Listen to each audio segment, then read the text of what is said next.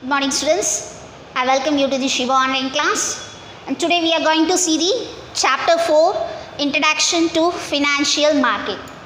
As a businessman running the business, they need the finance for doing the business. ஒரு பிஸ்னஸ்மேனுக்கு business பண்ணுறதுக்கு முக்கியமாக தேவையானது என்னது? ஃபினான்ஸ். அந்த ஃபினான்ஸ் எப்படி கிடைக்குது அப்படிங்கிறத இந்த சாப்டரில் பார்க்க போகிறோம். Finance can be get by the financial market. Financial market மூலமாக என்ன ஆகும்? ஃபினான்ஸ் கிடைக்க போகுது. ஃபினான்ஸ் மார்க்கெட்டில் எப்படி நமக்கு ஃபினான்ஸ் கிடைக்கும் அப்படிங்கிறத பார்க்கலாம். So business firms need large funds to understand the business. That means ஒரு பிஸ்னஸ் ஒரு ஃபேம் ரன் பண்ணுறதுக்கு கட்டாயம் என்ன தேவை? ஃபண்டு தேவை. ஒரு பிஸ்னஸை அண்டர்டேக் பண்ணி அவங்க பண்ணும்பொழுது அந்த ஆர்கனைசேஷன் ரன் பண்ணும்பொழுது ஏற்படுற ப்ராப்ளம்ஸை சார்ட் அவுட் பண்ணுறதுக்கும் நமக்கு ஃபண்ட்ஸ் தேவை. ஸோ இந்த ஃபண்ட்ஸ் எல்லாம் நமக்கு எங்கே கிடைக்க போகுது? ஃபினான்ஷியல் மார்க்கெட்டில். Okay, what is financial market? Financial மார்க்கெட்னா என்ன?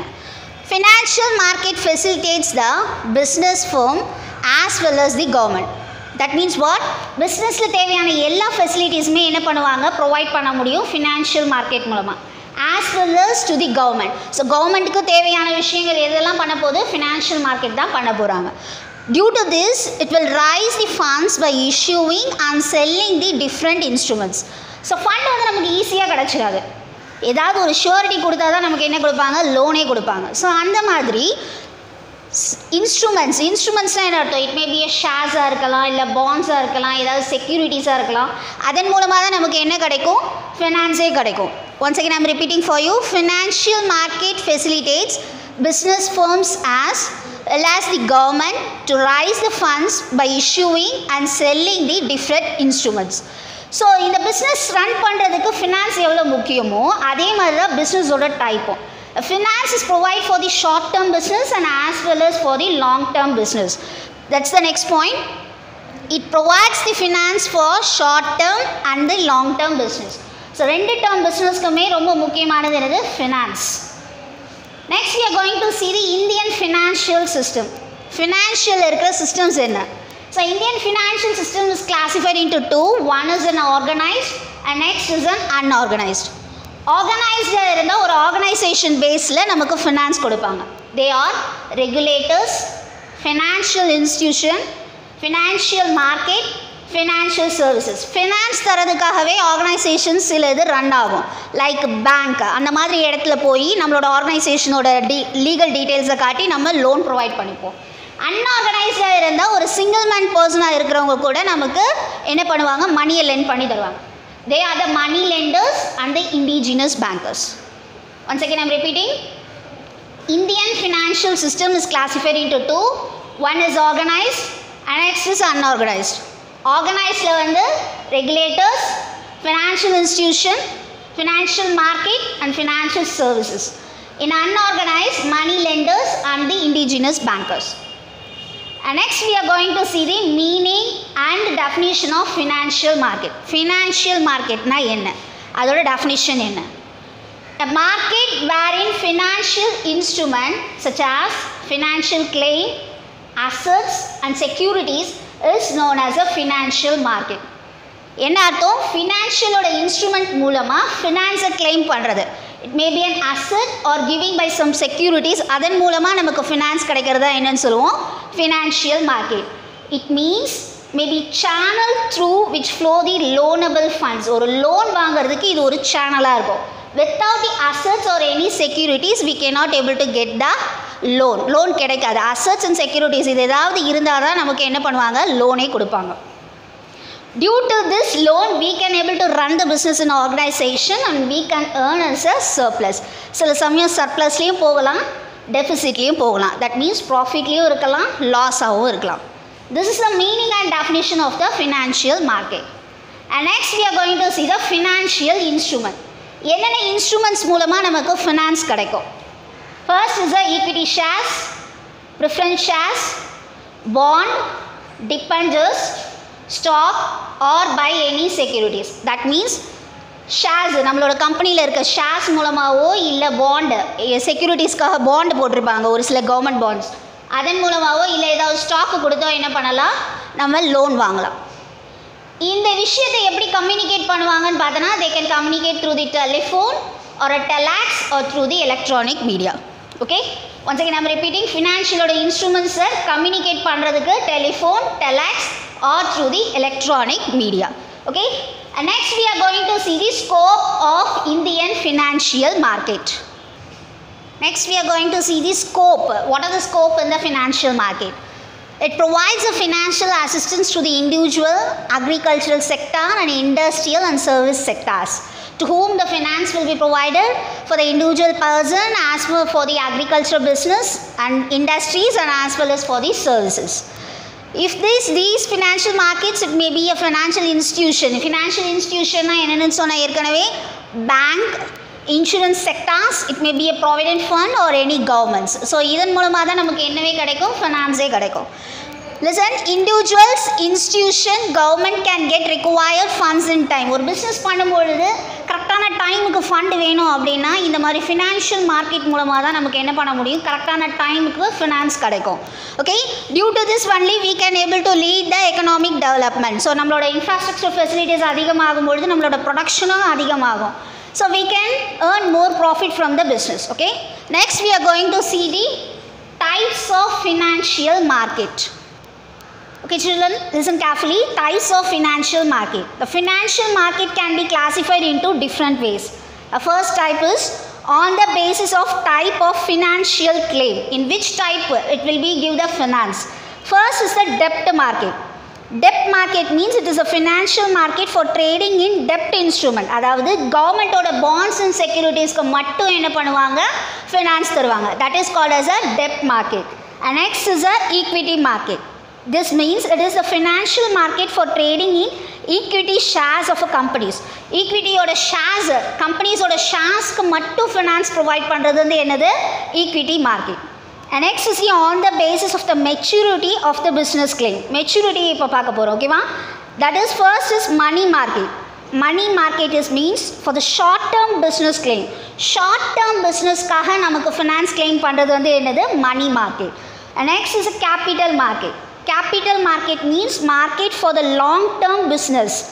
Long term oda business kaga, அதாவது shares, debentures இதெல்லாம் வச்சு நம்ம business காக funds claim பண்ணோம் அப்படின்னா it is called as a capital market.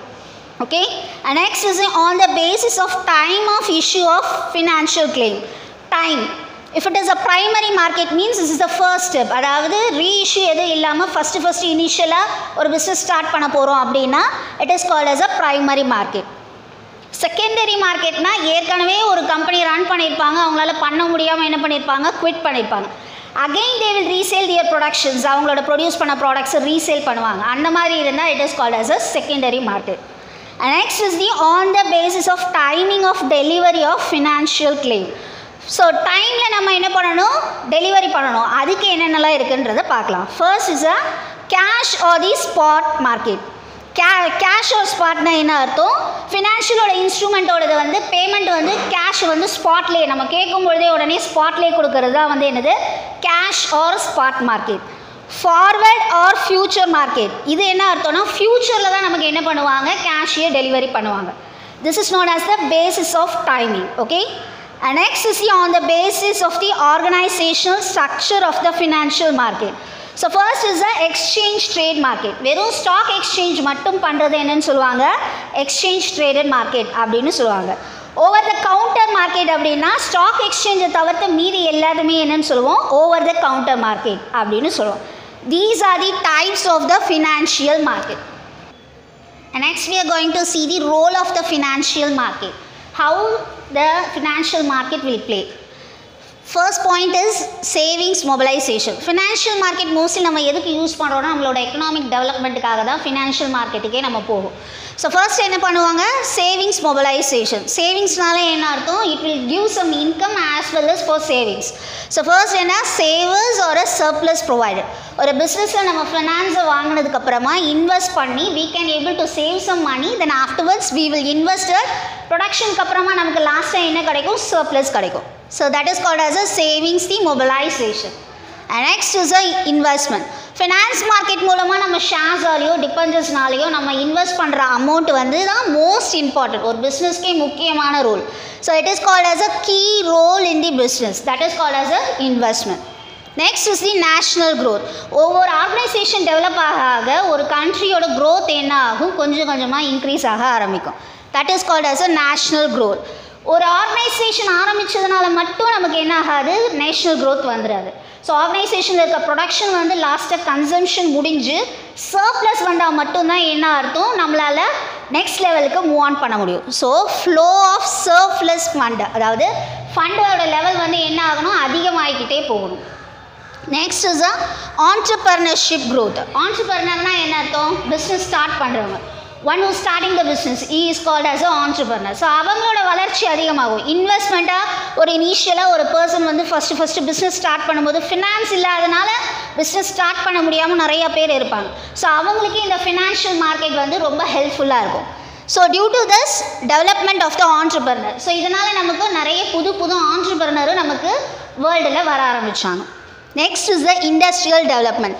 Entrepreneurship growth ஆக என்ன ஆக ஆரம்பிச்சது, பிஸ்னஸ் கொஞ்சம் கொஞ்சமாக ஷார்ட் டேர்மில் இருந்து லாங் டேர்மாக ஆகி இண்டஸ்ட்ரீஸ் லெவலில் நமக்கு பெரிய லெவலில் பிஸ்னஸ் ஆக ஆரம்பிச்சது. These are the role of the financial market. So ஃபினான்ஸ்னால நமக்கு என்னெல்லாம் வந்தது, first is savings mobilisation, next is the investment, and next is the national growth, next is the entrepreneurship growth, and last is the industrial development. Okay, next students, we are going to see the functions of the financial market. In this we just having the two functions. One is the intermediary function and next is the financial function. So intermediary function na நடுவுல என்னெல்லாம் நடக்கும், யார்கிட்ட இருந்து யாருக்காக போகுது அப்படிங்கறத பார்க்க போறோம். So first is the transfer of the resources. Resources யார்கிட்ட இருந்து ட்ரான்ஸ்ஃபர் ஆகும், ஃபர்ஸ்ட் லெண்டர் கிட்ட இருந்து பாரோவர்ஸ்க்கு போகும். ஸோ லெண்டர்ஸ்னால் யார், மணி நமக்கு ப்ரொவைட் பண்ணுறவங்க. ஃபினான்ஸ் யார் தர போகிறாங்களோ அவங்கக்கிட்ட இருந்து பாரோவர்ஸ் யார், ஃபினான்ஸ் யாருக்கு தேவைப்படுதோ அவங்களுக்கு அது டேரெக்டாக போய் சேரும். So here the intermediaries is lenders and as well as the borrowers. So next point is enhancing the income. So இதில் வந்து பாரோவர்ஸ் வாங்கினதுக்கப்புறமா என்ன பண்ணுவாங்க, பிஸ்னஸில் இன்வெஸ்ட் பண்ணுவாங்க. ஸோ இதன் மூலமாக அவங்களுக்கு என்ன இன்கம் கிடைக்கும், they will earn the surplus in the business. So பிஸ்னஸில் சர்ப்ளஸ் வர ஆகும்பொழுது எக்கனாமிக் க்ரோத் என்ன ஆகும், கொஞ்சம் கொஞ்சமாக இம்ப்ரூவ் ஆகும். ஸோ அதனால் நம்மளோட நேஷ்னல் இன்கமும் இன்க்ரீஸ் ஆகும். Next is the productive usage. So finance வந்து ப்ரொடக்ஷன் பர்பஸ்க்காக வாங்குறதுக்கு பேர் வந்து என்னது, productive usage. Next capital formation. கேபிட்டல்னா என்ன அர்த்தம், for investing the business. So பிஸ்னஸ்க்காக இன்வெஸ்ட் பண்ணுறதுக்காக ஒரு ஃபினான்ஸ் அவைலபிளாக தேவைப்படும் பொழுது அதுக்கு என்னன்னு சொல்லுவோம், capital formation. And next is the price determination. So இதன் மூலமாக டிமாண்ட் அண்ட் சப்ளை இது ரெண்டுத்துக்கு ஏற்ற மாதிரி பையிங் ப்ரைஸும் செல்லிங் ப்ரைஸும் ஃபிக்ஸ் பண்ணுவாங்க. For that it is called as a price determination. Once again I'm repeating, intermediary functions. The first point is transfer of the resources. Next is enhancing the income. Third is productive usage, and next is the capital formation, and last is the price determination. And next we are going to see the financial function. Financial function என்ன finance பார்ட்டுக்காக நம்ம கடன் வாங்க போகிறோம், என்ன பர்பஸ்க்காக loan வாங்குவோம். First is to carry out the investment plan. So நம்மளோட பிஸ்னஸ்க்கு ஃபஸ்ட்டு இன்வெஸ்ட்மெண்ட் பண்ணுறதுக்காக என்ன பண்ணுவோம், ஃபினான்ஸ் வாங்குவோம். Next is to earning the asset. ஒரு ஃபினான்ஸ் ரன் பண்ணுறதுக்கு தேவையான அசட்ஸ் ஐட்டம்ஸ் வாங்குறதுக்காக ஃபினான்ஸ் தேவைப்படும். At last is providing the liquidity in the market. So லிக்விடிட்டினா என்ன அர்த்தம், எல்லா மானிட்டரி வேல்யூஸ் என்னென்னலாம் கேஷில் பே பண்ண வேண்டி இருக்கோ அந்த எக்ஸ்பென்சஸ்க்காக நமக்கு என்ன தேவை, ஃபினான்ஸ் தேவை. These are the 3 points for the financial functions. Once again I am repeating, financial functions. The first point is to carry out the investment plan, and next is to earning the assets, and last is providing the liquidity in the market. Okay, and next we are going to see the differences between the new issue market and the secondary market. Okay, for what basis and what are the differences இதை பார்க்க போகிறோம். So first is a meaning. New issue மார்க்கெட்னா என்ன அர்த்தம், புதுசாக ஒருத்தர் business start பண்ண போகிறாங்க. ஸோ இனிஷியலாக அவங்க என்ன இன்வெஸ்ட் பண்ணுவாங்க, that is called as a initial market. In secondary means ஏற்கனவே ஆர்கனைசேஷன் ரன் ஆகிருந்து ஏதாவது ஒரு விஷயத்தில் அது பிரேக் ஆகிருக்கும், தென் அகெயின் அதை ரீ எடுத்து பண்ணுறதுக்காக யூஸ் பண்ணுறது வந்தது resale market. Okay, and next is a buying. New issue மார்க்கெட்டில் எல்லாமே வந்து டேரெக்டாக கிடைக்கும், பட் ஆனால் இந்த செகண்டரியில் பார்க்கும்போது எல்லாமே இன்டைரக்ட் பர்பஸாக இருக்கும். And next is finance. So finance பார்த்தோன்னா நியூ இஷ்யூவில் புதுசாக என்டர் ஆகிறவங்களுக்கு அதிக வேல்யூஸ் கிடைக்கும். பட் ஆனால் இங்கே வந்து ஏற்கனவே ஆர்கனைசேஷன் ரன் பண்ணிகிட்டு இருந்து அது குவிட் பண்ணதுனால அந்த கம்பெனிஸ்க்கு ப்ரொவைட் பண்ணுறதுக்கு ஒரு சிலர் வந்து கொஞ்சம் தயக்கம் காட்டுவாங்க. Next is buying and selling. இங்கே வந்து ஃபினான்ஸ் எப்படி இருக்கும்னா கம்பெனிஸ் இன்வெஸ்டர்ஸ் எல்லாருக்குமே கிடைக்கும். ஆனால் இங்கே இன்வெஸ்டர்ஸ்க்கு மட்டும்தான் என்ன கிடைக்கும், ஃபினான்ஸ் கிடைக்கும். Next point is a gained person. இதில் யார் நியூ இஷ்யூவில் வந்து கம்பெனி ரன் பண்ணுறவங்க எல்லாருமே கெயின் பண்ணலாம். ஆனால் இதில் இன்வெஸ்ட் பண்ணவங்களால் மட்டும்தான் என்ன பண்ண முடியும், கெயினை ஏர்ன் பண்ண முடியும். Next is a price. New issue மார்க்கெட்டில் எப்பயுமே ஃபிக்ஸட் ப்ரைஸாக தான் இருக்கும். ஆனால் செகண்டரி மார்க்கெட்டை பொறுத்த வரைக்கும் டிமாண்டு சப்ளை இது ரெண்டுத்துக்கு ஏற்ற மாதிரி என்ன ஆகும், ப்ரைஸ் வந்து ஃப்ளக்சுவேட் ஆகிட்டே இருக்கும். These are the differences between the new issue and the secondary issue. Once again I am repeating. Meaning is it is an initial market, it is a resale market. And next is a buying, here is a direct and here is indirect. And next is a financing, here the budding can enter the business. It will not provide the fund to the companies. And next is buying and selling. This is for companies and the investors. Here is investors. And next is a gained person, here is company and here is investors. And next is a price. In new issue, it is a fixed price. In secondary issue, it is a fluctuate, depends on the demand and supply. And next, last is classification of the financial asset. So, financial asset, என்னென்ன classification இருக்குன்னு பார்க்கலாம். It is classified into two. One is a marketable asset and next is a non-marketable asset. Marketable asset means easily can transfer from one person to another. ஒருத்தர்கிட்ட இருந்து இன்னொருத்தருக்கு ஈஸியாக என்ன பண்ண முடியும், ட்ரான்ஸ்ஃபர் பண்ண முடியும். For example, shares of the companies or any government securities or any bonds. அதாவது கம்பெனியோட ஷேர்ஸ் எல்லாமே பார்த்தோன்னா லீகலாக ரிஜிஸ்டர் இருக்கும். ஸோ இந்த மாதிரி லீகலாக இருக்கிற விஷயத்து மூலமாக நம்ம என்ன பண்ண முடியும், மணியை ஈஸியாக ட்ரான்ஸ்ஃபர் பண்ண முடியும். That is called as a marketable asset. Non marketable asset, in this we cannot able to transfer easily. So இதில் மணியை வந்து நம்மளால் என்ன பண்ண முடியாது, ஈஸியாக ட்ரான்ஸ்ஃபர் பண்ண முடியாது. For example bank deposit, PF that means provident fund, pension fund, insurance policies. இதில் எல்லாம் நமக்கு கேஷ் இருக்கும். ஆனால் நம்ம நினச்ச நேரத்தில் அதை போய் என்ன பண்ண முடியாது, எடுக்க முடியாது. It is called as a non-marketable assets. Once again I am repeating, classification of the financial asset. First is a marketable asset. In this we can easily transfer from one person to another.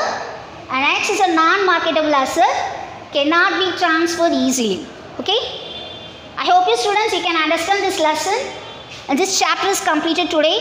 I just upload the homework for you. You just upload in the group. Thank you students.